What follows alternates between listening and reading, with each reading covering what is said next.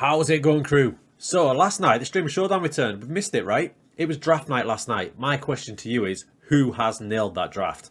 Let's have a look.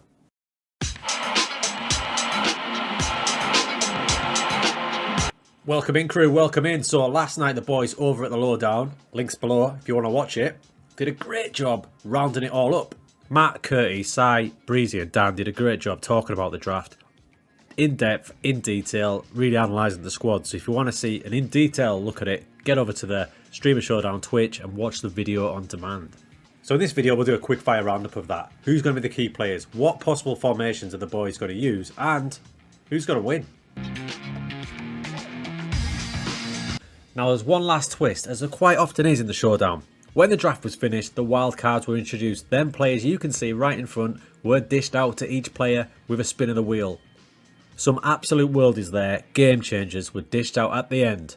So Dr. Benji's squad, you know, when I was putting this into the system here to have a look at it, I was like, this is strong, man. This is strong. And he's got some proper meat in that midfield. I like this. Now, formation-wise, it's interesting. He's not blessed with a load of cover at fullback, so is he thinking something different there? Is he thinking three at the back, maybe? Is it a classic 4-2-3-1? If it is, he's got the place to handle it. Them two in midfield are steel. And you can put Fabinho in there as well. You can cover at centre-back. And this might be the most thoughtful draft I've seen, because if Semedo is his first choice right-back and he gets injured, Fabinho can shift across and play there. In desperate times, Henderson can go across. This is a very well-rounded squad. I'm not sure what he's going to play. Let's have a look at a couple of the formations. 4-3-3 can completely dominate, especially with that midfield three. And you've got Kun Aguero with Foden, with Rashford, with Gabriel Jesus. I like it, Benji. I like it, mate. Three at the back option. Three strong centre-backs. Silva's maybe a little bit slow, but you can switch him up for Godfrey. Wing-back Alonso, wing-back Semedo. Two strong in the middle. Aguero, Jesus. You've got Rashford to possibly come in up front as well for pace. That is flexible. That is flexible. I really like that squad. The only slight problem is maybe right back, but I think he's got cover to deal with it. And this isn't biased because he's the dawn of the show. I mean, after all, this happened last week.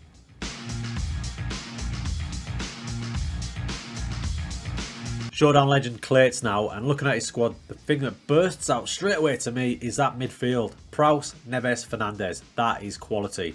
Can he get all three in the team though? He likes to play 4-4-2. I think there's a change coming here though, because if you look at the defence, Telles and Cancelo, wing backs, really aggressive, not so good going back the other way. So could this mean 3-5-2 maybe?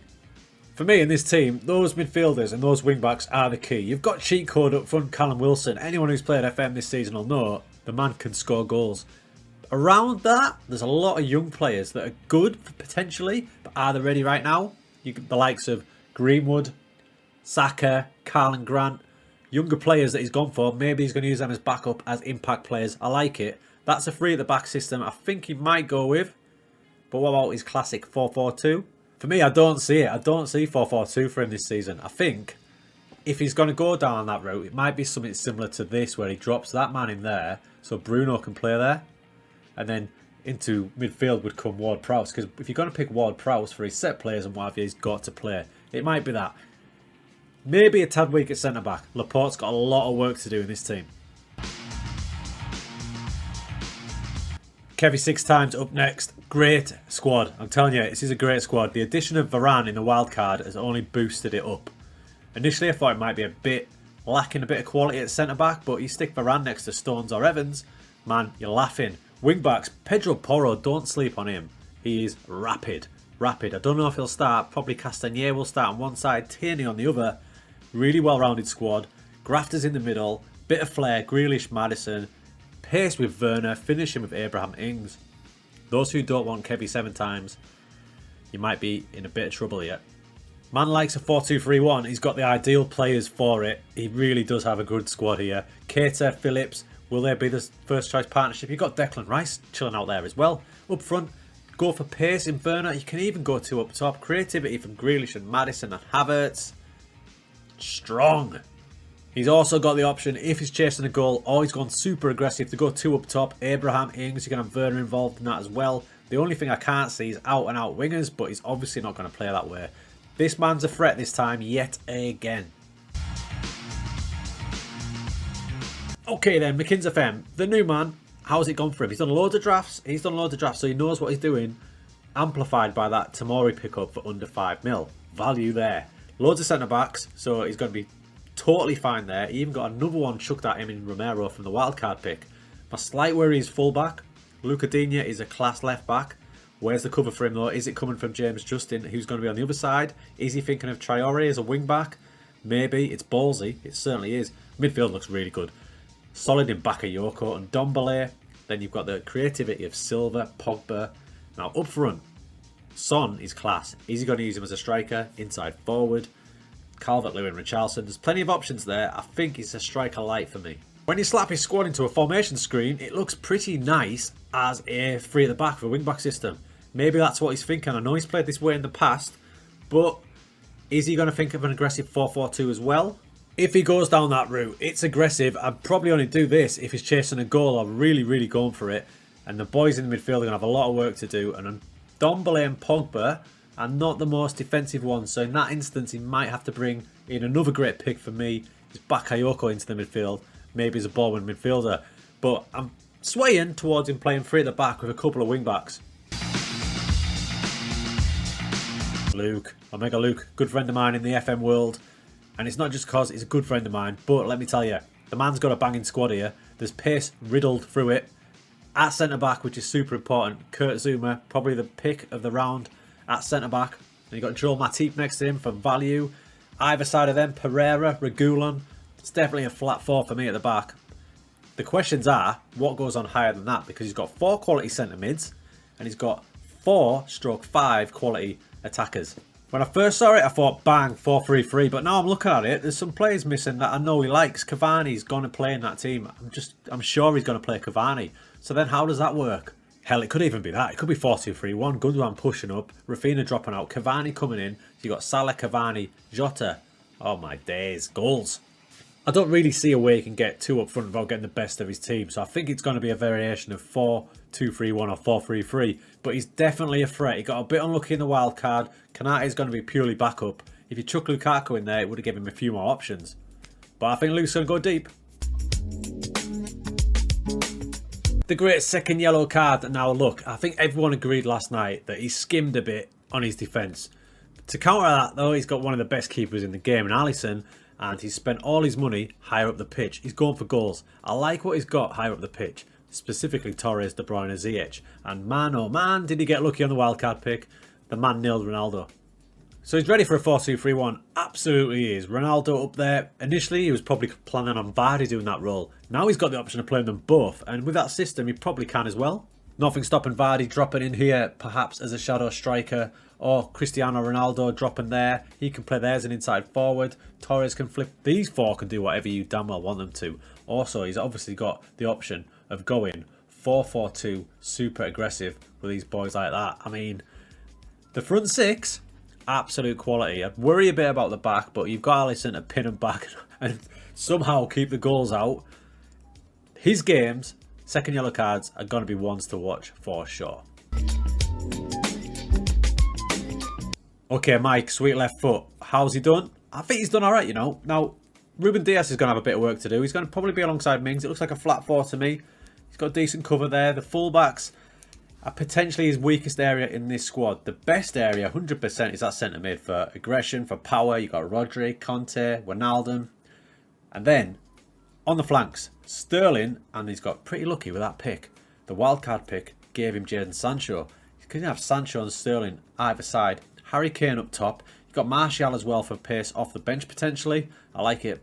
What he's got is a really strong 4-3-3. There might be a little question mark about creativity in that centre, but if he's going to ask Sterling and Sancho to do most of that work, it won't be an issue. Conte, Wijnaldum and Rodri win the ball back, give it to them boys, and let them run havoc. I like it. It's a really strong team. For me, the plan B is 4-4-2 out and out, either with those wingers set or a little bit higher up, so you can have Sterling here, Sancho there. That's the plan B, I reckon, if the 4-3-3 isn't working. But again, I think Mike's going to go deep. Big draft experience. He's going to have a good one. My man Tom FM up next. Now, last night, these boys, well, they didn't think too much of what Tom had done.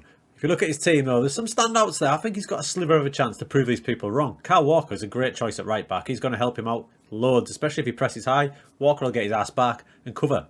Dele Alli is a low-key good pick. Aubameyang can definitely score goals. And Sadio Mane is one of my picks of the tournament. I expect him to bag some. He got really unlucky on his wildcard pick. Ended up with Patson Daka, who, although he's going to be class in the future, right now, I'm not so sure.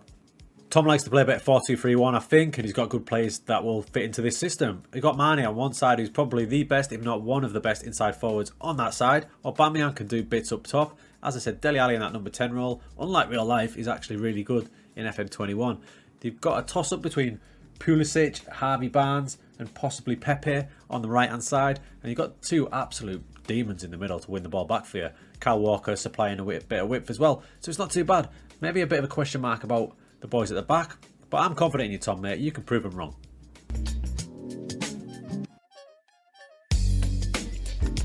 Right, crew, last but certainly not least, it's Zealand, and he's got a pretty eclectic squad going on. What I did notice, before his wildcard pick, there wasn't a lot of wingers in there, and because of the early pick of Mahrez, he's obviously going to be the key man, so it's kind of built around Mahrez, this. And I think he's going to go two strikers. And the only thing I can get when I look at this squad is I just think he's a striker light. That spin of the wheel right at the end nearly gave him Lukaku, and he would have been beast for this team. But as it stands, this is what he's got. How he's going to line up, I'm not sure, but he does have two of the best wing backs in the game in Trent and Andy Robertson. Now, obviously, Zealand knows what he's doing. He likes these asymmetric systems, I've noticed in his streams. This could be one way around it.